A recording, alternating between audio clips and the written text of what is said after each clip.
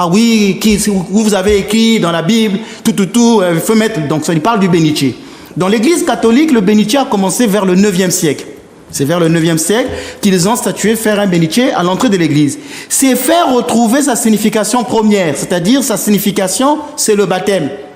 Puisque c'est par le baptême que nous sommes entrés dans l'église, on a toujours voulu mettre de l'eau bénite à l'entrée des églises pour rappeler que c'est le baptême qui nous fait entrer dans l'église. Et ce rituel-là existe dans l'église orthodoxe avec le narthex.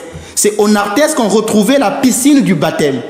C'était juste ce rappel. Et chaque chrétien, quand il passe, se rappelle son baptême, d'où il se signe. Est-ce que c'est mauvais de se rappeler la grâce de son baptême? Chaque église a ses réalités. Lui, dans son église, si on voit les règlements intérieurs de son église, vous pensez que donc son église, son règlement intérieur, ce n'est que la Bible.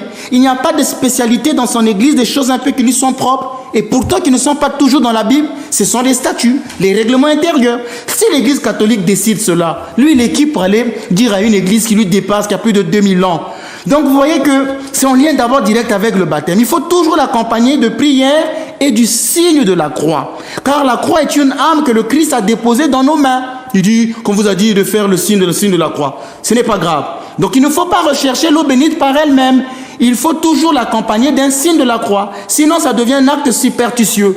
Je venais de vous parler de l'eau liée à des charismes des lieux et je suis passé par le bénitier.